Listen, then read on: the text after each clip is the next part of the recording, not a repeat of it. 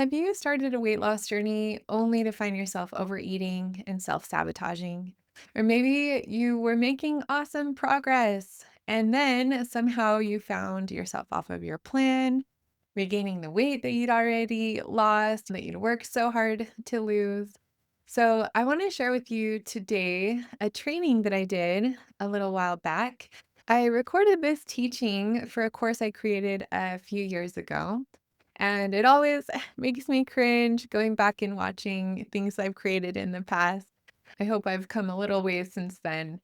But this video I thought would be so applicable, especially if you are a woman over 40 on a weight loss journey. I wanted to share this with you because I still see these showing up for people. And today I'm going to walk you through the 8 common pitfalls I see as a health coach that can derail your progress, even if you're trying really hard. And my hope is that by naming these pitfalls out loud, you can start to see them coming before they take you out. Awareness is really how we can avoid them. This is episode number 251 of the Healthy Real Food Podcast: 8 common pitfalls in weight loss for women over 40. This is the Healthy Real Food Podcast. I'm your coach, Erin Hart, a registered nurse and health coach who understands the struggle of feeling out of control around food and has walked the path of transformation. If you are a woman who feels powerless against your cravings and is ready to live your life with more energy, mental clarity, and purpose, there is hope. Here we believe that with God, a mindset of unstoppability, and consistent execution of a winning strategy, anything is possible for you. So if you're ready to find freedom from food addiction, take control of your health, and pursue your dreams with renewed energy, support, and accountability, let's go.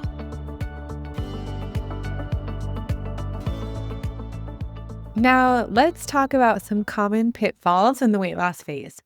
If you are like I was, and you have been on that dieting roller coaster for years, you may know all of these way too well. But anticipating these common obstacles, it's a success strategy that will help you to avoid unnecessary difficulties during the weight loss phase so that this time it's different for you. This time is going to be the last time that you lose weight. Let's just review the main reasons that people fail at sustainable weight loss. Statistically, very few people lose all of their excess weight. And why is that again? Excuses, exceptions, and ego. Don't let excuses, exceptions, and your ego get in the way of achieving the life that you want during the weight loss phase. Be all in. The key is to focus on consistency, and sometimes that means changing your meal plan into one that feels more sustainable for you. The right meal plan is the one that you can stick to consistently. We can create a brain that is peaceful amidst all of those triggering foods in our environment. Another common pitfall that seems to really contradict what we just talked about is perfectionism and the all or nothing mindset. And I know that this totally seems to go against being all in, but the way that I see it is that most people come to me for help because they struggle with perfectionism and the all or nothing mindset. And they use perfectionism as a weapon against themselves. They feel shame and guilt every time they make a mistake. And then the all or nothing mindset kicks in where they start to think like, what the heck? If I can't be perfect at this, I'm just not going to try it all. Or if I eat one bite off plan, I might as well just eat the whole plate of dessert. We just have to beware of perfectionism. And this isn't an excuse to make exceptions with your program, but what I hope that you take from this is that in my experience, no one is perfect. And just because you go out to your car and one of the tires is flat, it doesn't mean that you have to go and slash all of the other tires too. So ditch any shame and guilt when you fall short and when you're not perfect. And just choose to love yourself. Learn from your mistakes. Remember the 3 C's of constant course correction: compassionate curiosity, connection, and commitment. The all or nothing mindset, it doesn't serve you. Be kind to yourself and don't fall into the trap of the what the hell effect. Ironically, when we struggle with perfectionism and we use it to beat ourselves up for making a mistake, saying, what the heck, and allowing it to escalate or spiral out of control. We're just slowing our progress so much more than if we just didn't make a big deal of it and we just chose to quickly course correct without the shame and guilt. So I know that it can seem contradictory, but I just invite you to think of each day as a fresh start. And today is a new day, and each day we strive. But when you do make a mistake, implement your course correction plan, ditch the shame and guilt, and learn from it. Reach out for support, don't isolate, and just get right back on track. Another pitfall is comparison. It's easy to get discouraged when you compare your progress to someone else's progress. Every individual's journey is unique, and factors like metabolism, genetics, lifestyle, and health conditions can vary from person to person. So instead of comparing, focus on your progress and celebrate your victories, no matter how small they may seem. Comparison is the thief of joy.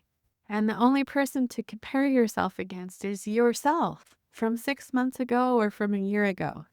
So ditch your timeline. You can't control how fast your body releases weight, but you can just focus on following your plan and loving yourself right where you are. You're doing so great.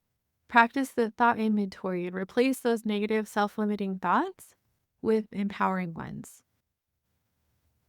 Our physical weight, it's often a reflection of our emotional weight that we're carrying around. Weight loss is not just about changing your eating habits. It's also about addressing the reasons that you eat. So avoid the pitfall of not doing the inner work and addressing the true reason that you're eating off plan. Emotional eating is a common issue. If you haven't done the inner work to understand why you turn to food for comfort or stress relief, it can be challenging to break those patterns. In order to achieve sustainability in your goal body, it's important to address those underlying issues that have contributed to your unhealthy relationship with food so that you can achieve sustainability in a healthy, real food lifestyle. We often eat to cope with emotional issues that haven't been dealt with. So ask yourself if there are any unaddressed underlying issues that are contributing to your unhealthy relationship with food. If you have past trauma from childhood, if you're dealing with a physical, mental, or emotional abuse situation, or you have any untreated medical issues like anxiety or depression, for example, get help. Don't let them fester unseen inside of you. Take them out into the open. There is hope and help available.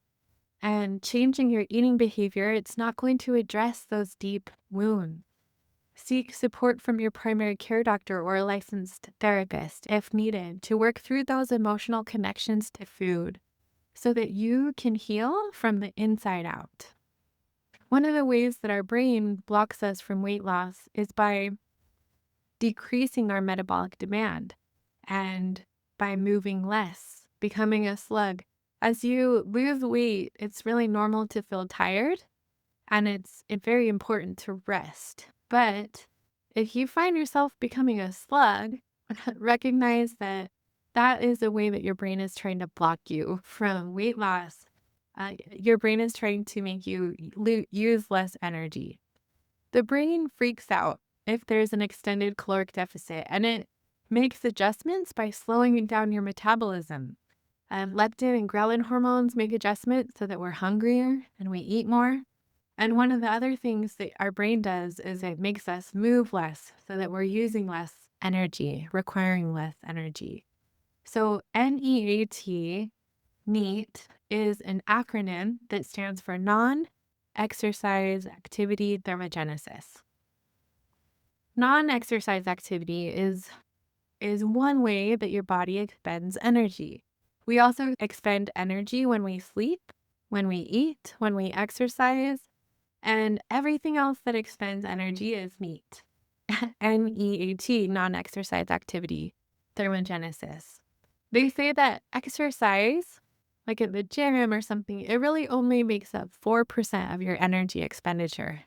while meat, it can make up 15 to 30% of your energy expenditure. So if you're wanting to improve your overall health without going to the gym, it's to simply move more in natural ways. Get in the habit of parking farther away, walk your dog around the block after dinner, take the stairs instead of the elevator. Instead of sending the kids to go get something, go up and get it yourself, right? So one way to gamify this is just with the pedometer or your phone that tracks your steps. Try to get 7 to 10,000 steps each day. And that can be even more beneficial than short bursts of vigorous exercise. Sitting is the new smoking. So meat is an overlooked factor in terms of fat loss, weight loss maintenance, mood, and overall health. And it's a common pitfall that people can fall into when they become more sluggish and they just stop moving. And meat can have a huge impact on your weight loss results. So keep moving your body and avoid becoming a slug. Relying solely on willpower to stay on plan can be exhausting and it's unsustainable. Willpower is a finite resource. So instead, create an environment and routines that support your goals. Make it easier to stay on track without relying solely on willpower and self-control. If you are a person that likes to wing it, I get it. But writing down your food before, even though it can seem like a chore, it will bypass the need for willpower by planning and prepping your food ahead of time. And it will ensure that no matter what unexpected situation arises, there's always a way to stay on your plan. Another common pitfall is following the wrong meal plan. What works for one person might not work for another. If your current plan doesn't suit your needs and it's difficult for you to stick to it, don't hesitate to seek guidance and adjust it. A customized approach that aligns with your preferences and your lifestyle is often more sustainable.